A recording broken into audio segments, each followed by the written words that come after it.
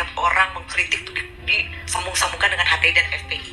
Sekarang saya tanya sama kamu, pernahkah HTI dan FPI melakukan kudeta seperti PKI waktu dulu? Pernah nggak? Apa yang pernah dilakukan HTI dan FPI yang merugikan negara? Apakah pernah korupsi, kolusi, nepotisme? Apakah pernah orang FPI ataupun HTI masuk ke dalam pemerintahan, polisi, segala pedang, segala ini, segala macam dikeluarin.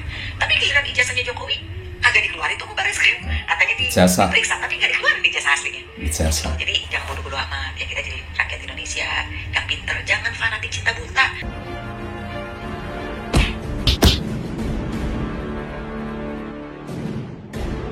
Assalamualaikum warahmatullahi wabarakatuh. Om Swastiastu, Namo Buddhaya, salam kebajikan.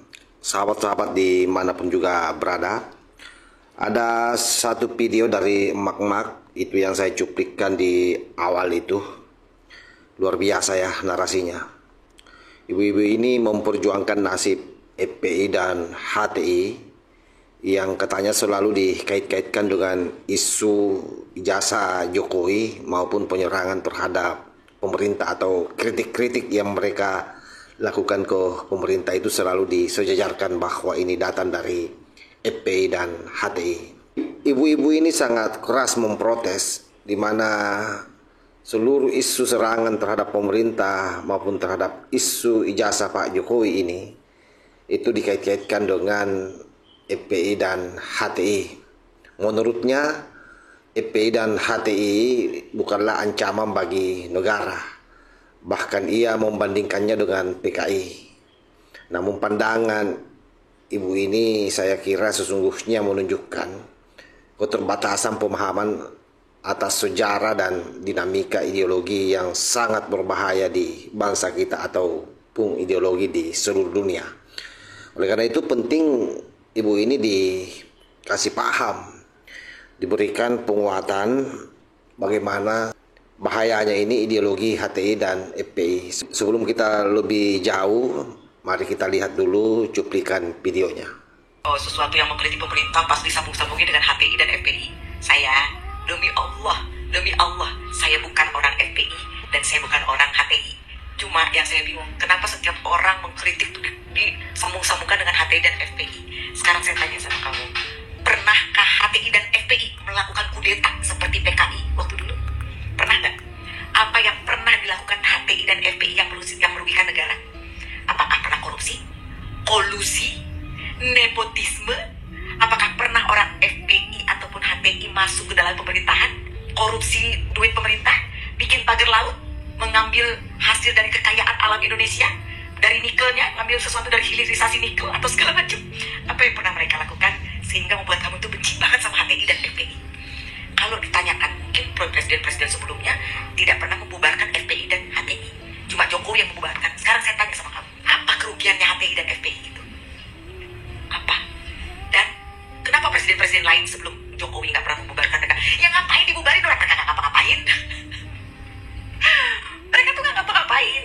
Mereka mengkritik pemerintahan supaya Indonesia berjalan dengan baik-baik aja. Sebenarnya gitu, mereka nggak minta apa-apa. Mereka mengkritik terus, misalnya kayak waktu itu kan ya, masalah Ahok gitu kan, menghina Al-Quran, FPI turun, kaum muslimin turun. Terus setelah udah selesai, terus apa? Apakah mereka minta tanah, minta jabatan, minta apa gitu? Mereka cuma membela agama yang mereka anut kok. Bahkan sekarang aneh, baru-baru ini saya dengar ya, podcast Pak Buniani di Forum Keadilan. Beliau bilang beliau masuk penjara karena dibilang mengotak-atik videonya Ahok. Buniani disalahkan karena bilang Ahok itu kayak penista agama. Tapi Ahoknya sendiri di penjara dan Buniani tetap di penjara. Itu aneh nggak? Coba kamu masuk tuh Forum Keadilan Buniani itu belum lama ini. Gitu. Nah, saya juga bertanya nih sama kamu, apa yang dirugikan oleh HTI dan FPI itu apa? Jawab di komen ini, jawab di video ini, di komen ini. Saya pengen tahu gitu loh. Karena setahu saya FPI dan HTI nggak pernah kudeta tuh kayak PKI zaman dulu. 3 kali loh mengkudeta Indonesia, mengkudeta negara PKI itu. Jadi jawab ya, apa yang pernah dirugikan oleh FPI dan HTI? Saya, demi Allah, saya bukan orang FPI, saya bukan orang HTI, demi Allah gitu. Ya, bukan saya membela HTI dan FPI, saya cuma pengen tahu aja, kita logika aja gitu loh. Jangan kita membenci buta sesuatu tapi kita nggak tahu apa yang sudah mereka lakukan. Kita cuma denger doang. Jangan kayak gitu. Indonesia nggak maju-maju karena kalian gampang diprovokasi, nggak jelas gitu loh. Kayak contoh tuh dulu ya KM 50 ya, oleh polisi segala pedang, segala ini, segala macam dikeluarin. Tapi giliran ijazahnya Jokowi kagak dikeluarin tuh Barreskrim, katanya diperiksa tapi nggak dikeluarin ijazah aslinya. Ijazah. Jadi jangan bodoh-bodoh amat ya, kita jadi rakyat Indonesia yang pinter, jangan fanatik cinta buta, nggak ada gunanya.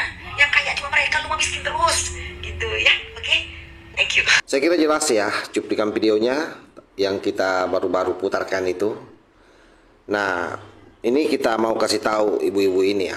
Saya tidak tahu apakah ibu-ibu ini hanya menyamar seolah-olah bukan anggota dari HTI atau FPI, karena dia bersumpah tadi atas nama Tuhan, demi Allah katanya dia bukan anggota HTI ataupun FPI.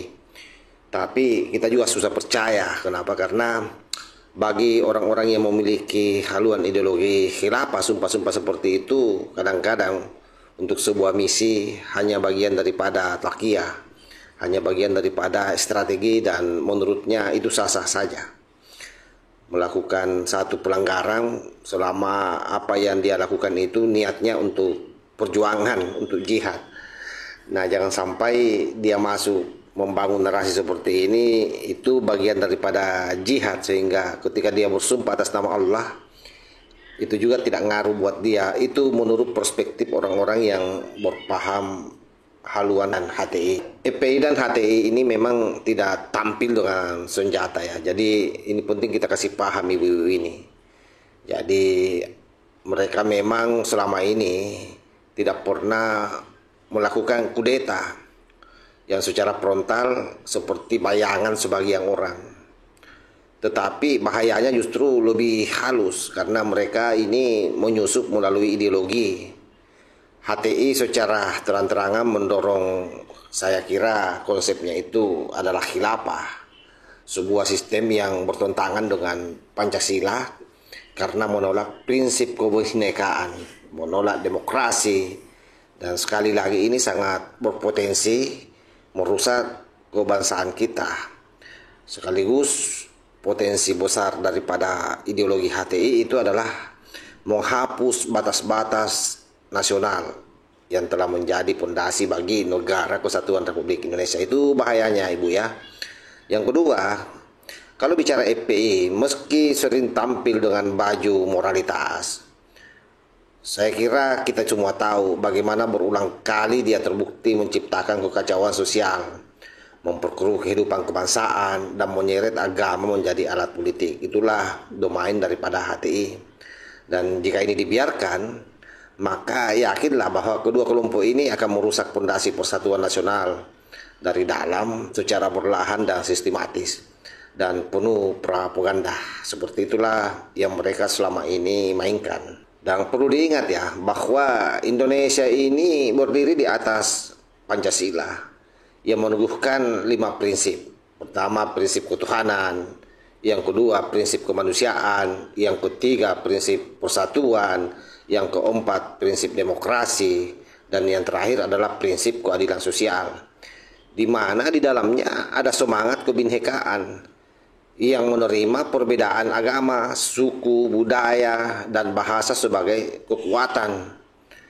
Sementara kita tahu bahwa ideologi khilafah secara fundamental menolak yang namanya keragaman itu. Oleh karena itu, jika kedua ideologi ini tumbuh berkembang, lalu kemudian tiba-tiba saja dia menyusup masuk melalui demokrasi yang ada hari ini, sistem pemilu, dan itu sudah banyak terjadi di daerah-daerah.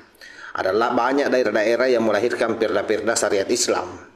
Nah, itu kan merupakan gerakan yang dibangun pada saat, kalau tidak salah, maraknya itu ketika Pak SBY menjadi presiden. Jadi banyak yang menyusup, yang kemudian mempengaruhi orang-orang daerah, membuat perda-perda syariat. Ini di luar konteks Aceh ya. Kalau Aceh kan memang secara kultural yang namanya penerapan syariat Islam itu dari dulu.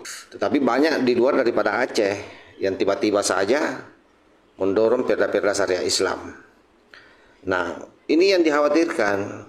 Sehingga kalau mereka yang memegang kekuasaan ke depan, maka otomatis ada beberapa hal yang sangat fundamental di negara kita sebagai negara Pancasila, yang akan menjadi masalah besar. Di antaranya misalnya pluralisme agama akan terancam, yaitu bagaimana hak-hak daripada orang-orang minoritas itu bisa terpinggirkan. Hari ini saja mereka belum berkuasa. Kadang-kadang kita melihat kekacauan pada saat orang membangun yang namanya rumah ibadah. Mereka melarang membangun rumah ibadah, bahkan orang sementara beribadah misalnya di dalam gereja hanya karena belum sah gereja itu dibubarkan. Nah, itu kan sangat berbahaya. Yang kedua, kedaulatan nasional ini bisa tergerus. Karena apa? Karena khilafah itu menolak yang namanya batas negara. Padahal bagaimanapun Indonesia lahir dari perjuangan mempertahankan yang namanya batas wilayah. Nah, itu bahayanya karena bagi mereka batasan wilayah itu tidak ada. Jadi dia mau satukan seluruh umat Islam di dunia dalam satu kepemimpinan. Nah, makanya di Indonesia hari ini kalau kita melihat yang namanya Rizik Syihab itu bagi mereka adalah imam besar hari ini.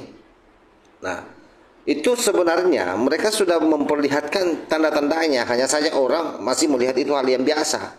Tapi orang yang paham ini pasti tahu bahwa ini adalah sebuah gerakan ideologi yang akan merusak bangsa kita. Karenanya wajar saja kalau dua ormas ini kemudian dibombardir pada saat Pak Jokowi menjadi presiden. Nah, yang ketiga, bisa dipastikan bahwa demokrasi akan hancur. Kenapa demokrasi hancur? Karena khilafah ini hanya mengenal satu otoritas tunggal. Siapa itu? Ya imam besarnya. Seperti itu. Jadi jangan dianggap remeh ini Bu ya, soal HTI dan FPI ini. Nah, lalu apa lagi yang menjadi masalah? Sudah pasti kemajuan bangsa kita akan terhambat. Kenapa?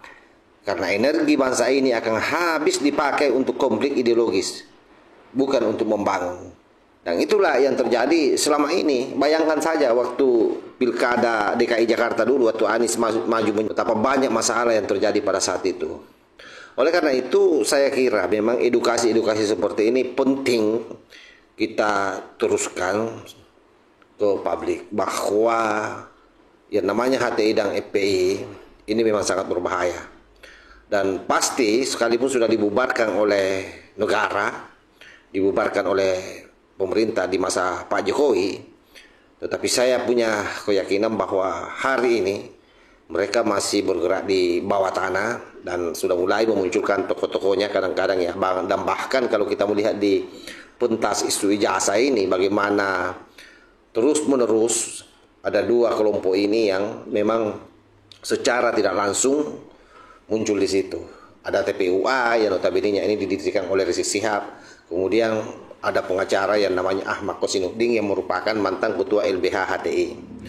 Nah, karena itu kritik terhadap FPI dan HTI ini saya kira bukanlah fitnah Bu, tetapi melainkan peringatan nyata bahwa organisasi ini mengusung agenda yang bertolak belakang dengan semangat Pancasila. Sementara Pancasila telah terbukti menjadi perekat bagi seluruh rakyat Indonesia. Itulah yang membuat bangsa Indonesia sampai hari ini masih utuh, damai, dan maju dalam keberagaman. Oleh karenanya saya meminta kepada seluruh masyarakat Indonesia agar lebih waspada kepada mereka. Jangan sampai kemudian terkecoh oleh narasi-narasi yang tampak sederhana tetapi menyembunyikan bahaya laten bagi bangsa ini. Sebagaimana yang Ibu narasikan tadi, mencoba membanding-bandingkan bahwa HTI, FPI tidak pernah korupsi, HTI, FPI tidak pernah ini dan itu. Nah, ini kan penyesatan sebenarnya. Tanpa mau lebih tahu secara dalam bahwa organisasi ini bergerak secara cerdas, sebenarnya mengelabui kita semua dengan halus, bertahap demi tahap, yang menjejalkan ideologinya. Nah, kenapa para pemburu ijazah Pak Jokowi ini sangat susah mempercayai yang namanya lembaga-lembaga negara? Karena memang mereka ini tidak percaya bahwa yang namanya hukum di Indonesia, yang namanya polisi, yang namanya sistem peradilan di Indonesia mampu menyelesaikan masalah. Karena seperti itulah sistem khilafah. Dia selalu mau mengembalikan semua ke sistem syariah Islam. Sehingga apapun yang dilakukan oleh pemerintah tidak pernah benar di matanya. Kalaupun ada yang membenarkan itu hanya seolah-olah saja. Sambil membangun gerakan secara pulang-pulang di akar rumput. Dan itu kan sudah banyak yang terpengaruh. Dan termasuk saya kira termasuk ibu ini. Secara tidak langsung, kalau betul dia bukan anggota, orang ini sudah tercuci otaknya secara tidak langsung. Dan yang namanya ideologi, itu kan memang tersimpan di kepala, di alam bawah sadarnya orang. Ya mungkin karena sering ikut pengajian-pengajian kelompok ibu-ibu yang dibangun oleh mereka, yang berkedok majelis taklim. Dan itu banyak, makanya saya bilang edukasi semacam ini, hal yang paling penting sebenarnya adalah bagaimana keluarga kita dulu, lalu tetangga kita, lingkungan RT, lingkungan RW, sampai lingkungan kelurahan atau desa. Ini harus dilakukan, karena kalau pemerintah, saya yakin dia tidak sanggup. Jadi memang harus kita banyak-banyak membangun juga atau memberikan edukasi semacam ini. Saya kira demikian ya. Wallahul muwaffiq ila aqwamit thoriq. Wassalamualaikum warahmatullahi wabarakatuh.